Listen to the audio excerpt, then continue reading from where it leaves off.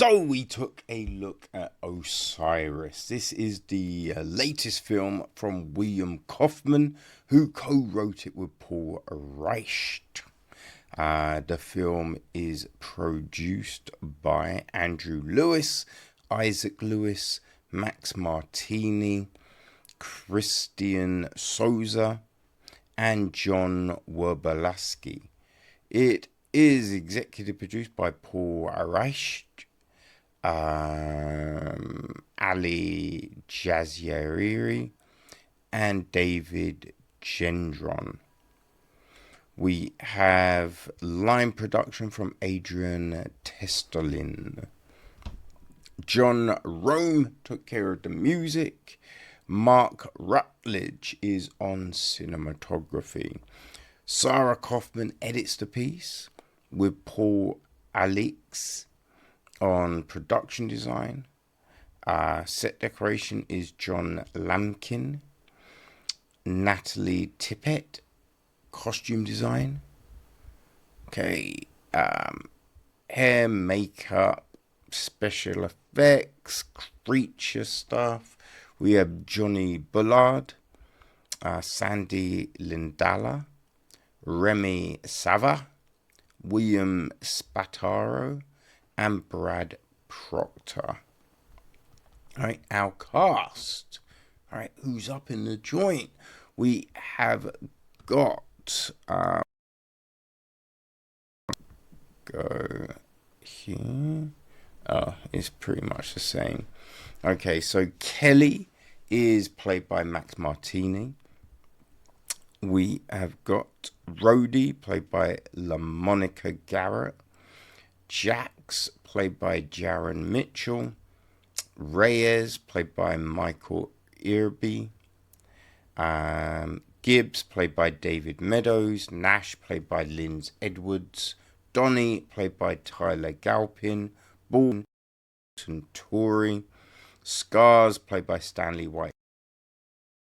There is Ravi, played by Brianna Hildebrand, and her mum, Anya, played by Linda Hamilton. So that is probably our main lot of people.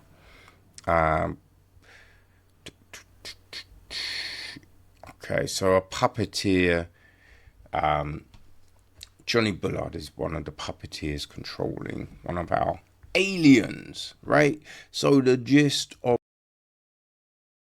his commandos are abducted mid-operation by a mysterious spacecraft, and upon awakening find themselves prey to a relentless alien race in a fight for survival. So that's the film. Now it opens up, right? We got pictures of space and text. The text is very small. Even trying to pause and zoom in, the resolution is a bit all over. So I have no real clue what. I think it ties into stuff we hear about later on in the film. About space signals sending messages into space and all of that. That's what I'm assuming the beginning part is. But yeah, we open up and we have out Kelly and his band of operatives on this running battle in the streets. We don't know what part of the world it is.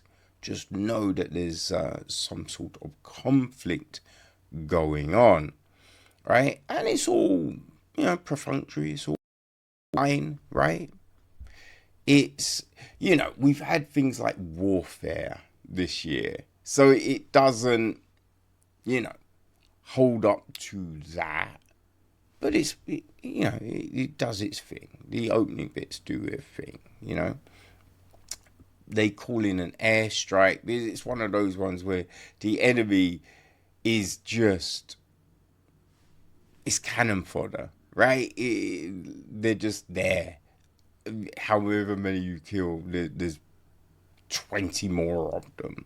So airstrike comes, and then all of a sudden something else appears, and they wake up on this ship. So, we kind of go from a war film to now a sci-fi film, and something, yeah, when you think of about loads of different films, right? They kind of take stuff from Aliens 3, like you get a Romulus vibe, Alien Romulus vibe, though, right? That was probably in production at the same time, right? So it's not like, they copied Romulus. No. It's just one of those generic type of stories, you know what I mean, that we've seen thousands of times, you know, which is fine, right? Because there's usually some sort of different take on these things because it's different people making them, right? So it's just one of those. They wake up and then it's just trying to work out what's going on. There are these weird inconsistencies in the film, which I think is like, it could work better if they had just been able to iron out certain things, right? Like, I think there's a bit where their normal weapons aren't doing anything, but then all of a sudden they are doing something. And once you've killed an alien and it's dropped its weapons, surely you're going to take those weapons when you consider they are a lot better than yours, right? Like, you'd go, oh, now you might not make it work, you might, you know what I mean, but you'd at least look at that, right? And it took them forever to get a gun and then take some of the other things. Well, no, they were given one thing from someone, and you're just like, you've seen them use it, surely you're going to try and take it, right? So it's those things. We then have got, I think, I might be wrong, right? It does have, I might be wrong. I think it's Nash, the Nash character. The way he acts is kind of weird, right? And it's not Linds Edwards is a terrible actor. No. What I mean is the way that character is written, because he's freaking out all the time. And you just think, firstly, you're an army soldier, right? So there's a level of discipline, right? We get the impression that these guys have fought together hundreds of times, right? So if that is the case, you wouldn't be freaking out as much as Nash is, right? Obviously, you know, you've discovered that aliens are real, and, you know, so there's going to be a level of what the fuck. But then your army discipline would kick in. And some of the things that he says, and like, I don't think they would go down, you know? So it's those kind of things that are a little bit, right? Linda Hamilton is in it, but not a lot. It is kind of funny because on some of the posters, she's front and center, right? With an alien, and you're just like, it's not really that. It's not really that. What are we doing? What are we doing? Come on, people. You know? But again, there's a bit with the Ravi character where they have her kind of like tough and fierce at the beginning, and then later on she's running away kind of scared all the time. So there's some inconsistencies with it. Do hurt the film to a degree, right? Now, there's going to be people that will enjoy it because it's just that dumb action film that you don't have to think about, right? You can just switch off and be like, okay, want to see some aliens die, blah, blah, blah. So you just switch off.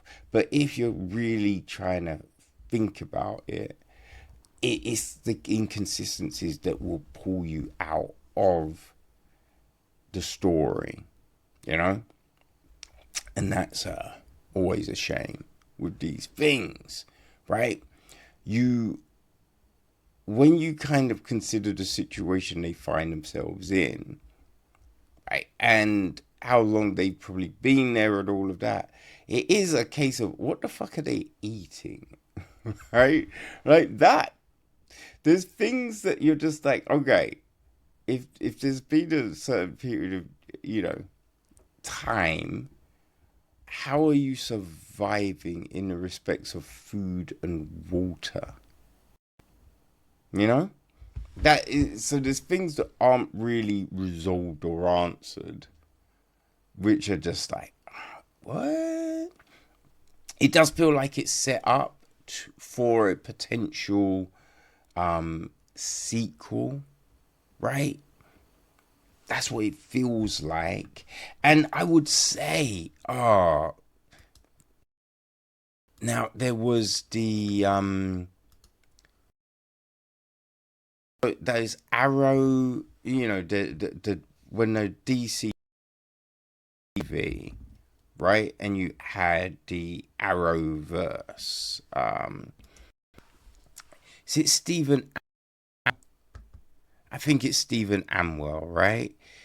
And he had a film,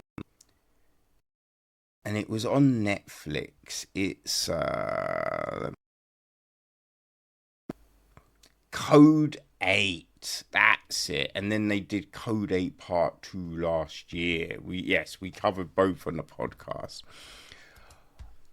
I mean, if you like that, you will like Osiris. I feel it's a similar type of vibe, tone, right? Even, I mean, not the story is completely different, but I think sensibility wise, right? So, yes, if you enjoyed Code 8 and its sequel, I think you will dig Osiris, which is not. Wait, when Osiris hits, I think it's out on Friday. It's out today. Yes, out today on all your favorite VODs. So if you like some sci-fi, some aliens, you know, you like films where you can just switch off, you know what I mean? Then I think Osiris is for you. As I said, I think it's set up for more. It's like when you think of the way it ends and all of this, who knows, right? I guess if it was a low budget production, you know, that could see it potentially getting more.